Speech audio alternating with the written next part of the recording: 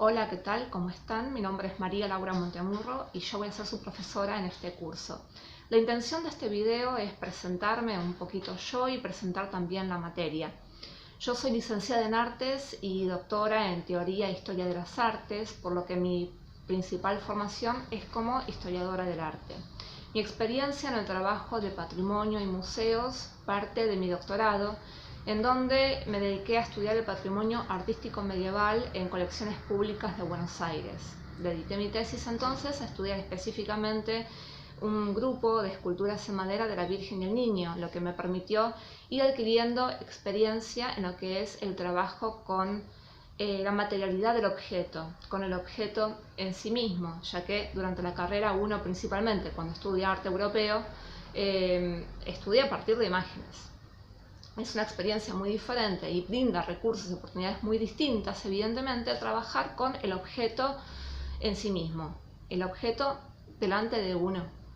Y eso es lo que vamos a ver un poquito en esta materia, que nos brinda, qué posibilidades, qué recursos nos brinda el trabajo con el objeto museográfico y qué nos puede decir la materialidad del objeto, que quizás no lo podamos encontrar en otras fuentes, principalmente en el texto escrito.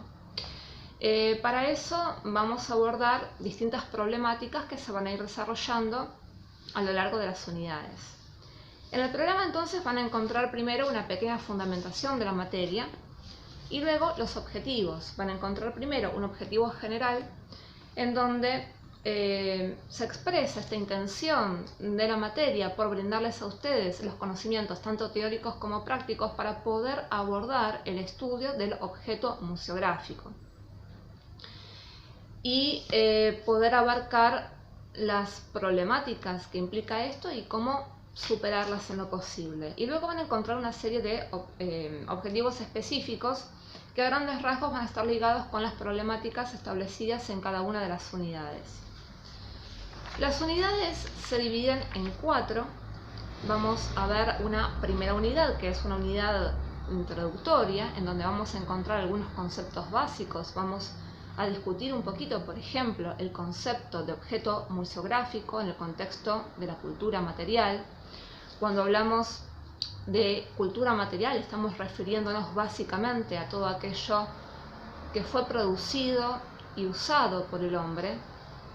Y si bien nuestro uso cotidiano del término objeto denota una cosa tangible, material, de límites concretos, que ocupa un lugar en el espacio, vamos a ver que desde la perspectiva de la cultura material, el concepto de objeto es mucho más amplio, por lo que puede abarcar no solamente los objetos sensibles, los objetos tangibles, sino también los bienes intangibles. Por eso en esta materia, si bien vamos a hablar mucho de los objetos concretos, de los objetos tangibles, también vamos a hablar de los bienes intangibles y de lo que llamamos el patrimonio digital.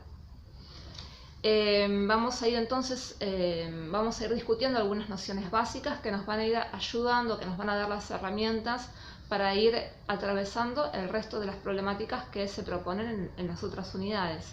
En la segunda unidad, por ejemplo, vamos a estudiar específicamente lo que es el devenir histórico del coleccionismo. Primero en la forma de colección privada, de colección particular, y luego en su forma pública, el museo.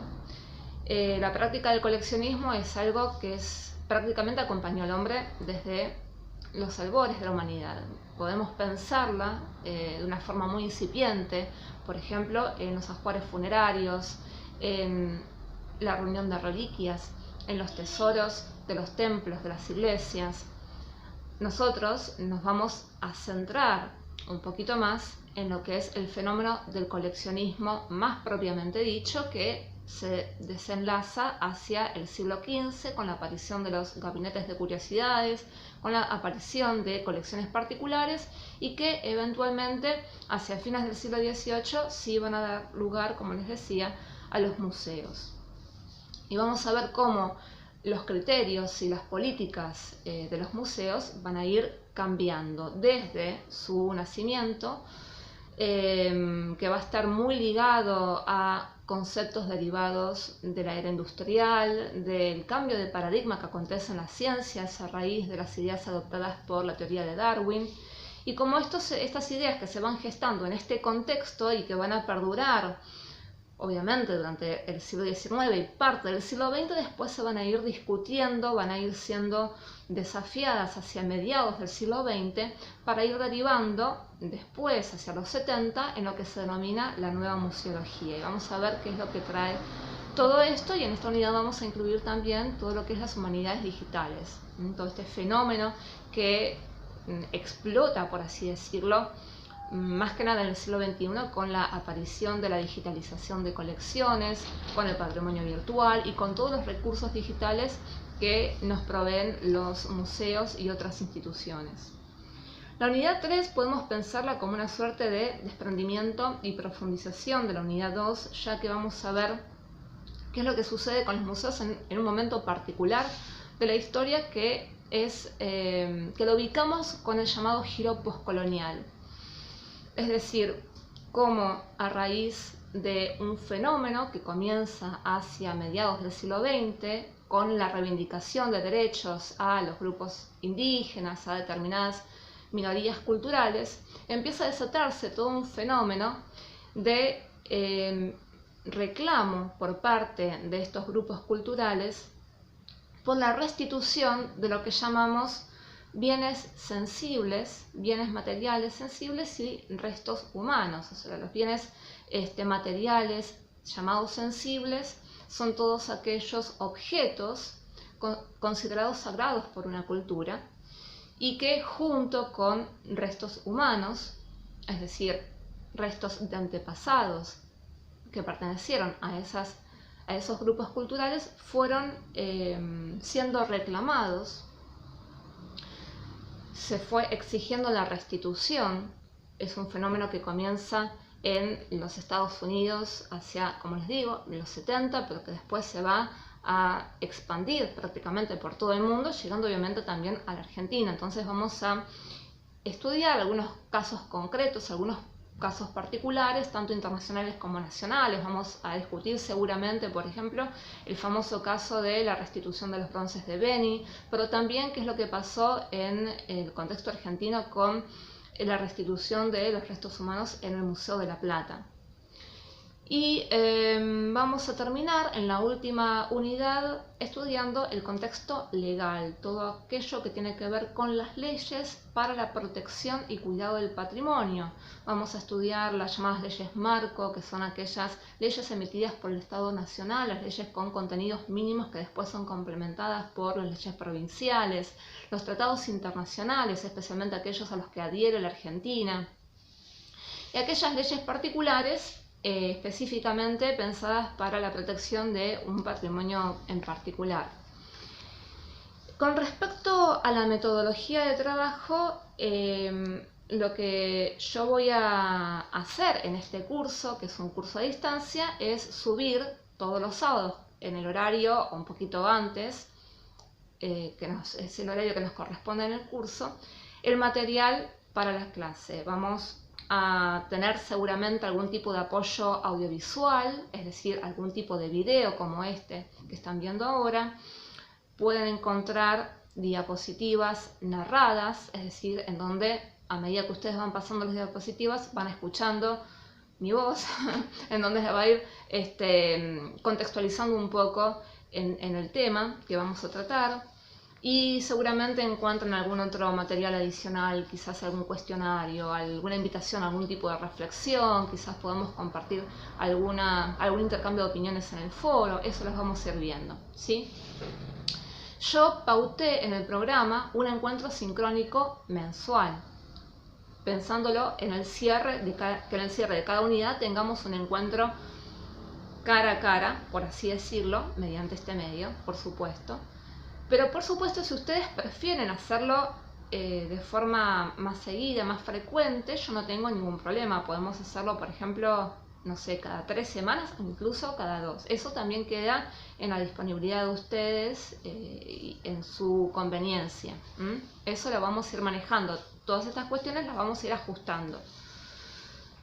Con respecto a la acreditación de la materia, ustedes saben que esta materia es una materia promocional, o sea, ustedes tienen la oportunidad de promocionar la materia siguiendo los requisitos la UNIPE, es decir, van a tener que promediar entre los dos parciales. Ahora vamos a ver cuáles son las instancias de evaluación, un promedio de 7 o más, y con eso pueden promocionar la materia. Si no llegan al 7 y llegan a un promedio entre 4 y 7, ahí pasarían a la instancia de final. Entonces, las instancias de evaluación, como les adelanté, son dos parciales domiciliarios y que van a estar complementados de alguna forma por la entrega de 2 trabajos prácticos. Y no quiero que se asusten con esto porque suena mucho, no es cierto, suena mucho para una materia cuatrimestral, 2 trabajos prácticos y 2 parciales, pero bueno, tengamos en cuenta que es una materia de promoción directa, ¿sí? Y que los trabajos prácticos no van a ser en absoluto complejos, no van a tener una nota numérica, sino que basta con que estén aprobados. Si no llegan a estar aprobados, yo les voy a indicar qué cosa hay que corregir, ustedes lo corrigen, me lo vuelven a entregar y no hay problema. Y van a ver que son trabajos que se van a ir desarrollando de a poco. Es decir, que en cada una de las clases vamos a ir viendo algunas cuestiones que ustedes van a poder ir incorporando en el trabajo que van a entregar hacia el final de la unidad. Si la idea de que haya 2 trabajos prácticos y 2 parciales es que al cierre de cada unidad haya una especie de evolución de su parte, ¿sí? Entonces, 2 trabajos prácticos, 2 parciales domiciliarios. Con eso, si llegan al 7 con los 2 parciales y tienen los 2 trabajos aprobados, promocionan la materia. Van a encontrar hacia el final del programa un cronograma en donde yo traté de establecer cuáles serían los temas y la bibliografía a tratar cada clase. Esto es una guía, no quiere decir que se tenga que respetar a rajatabla, porque de hecho hay feriados en el medio que lamentablemente no me di cuenta y no consideré, así que vamos a tener que hacer algunos reajustes ahí sí o sí. Y como les digo, esto es una sugerencia, lo vamos a ir ajustando también a medida que vayamos haciendo la cursada.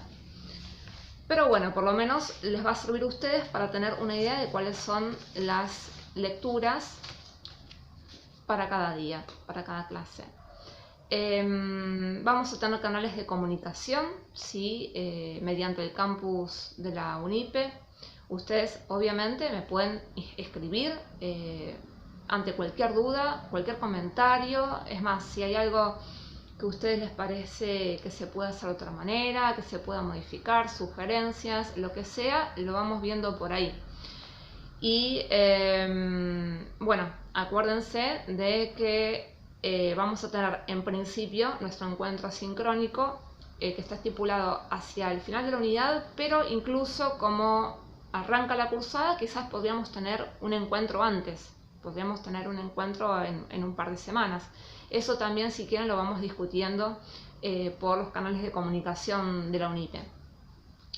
Así que creo que por mi parte no queda mucho más. Van a encontrar los materiales para esta clase subidos al campus y cualquier cosa me escriben, ¿sí? Así que espero verlos cara a cara, de esta forma virtual al menos, pronto y bueno, hasta la próxima.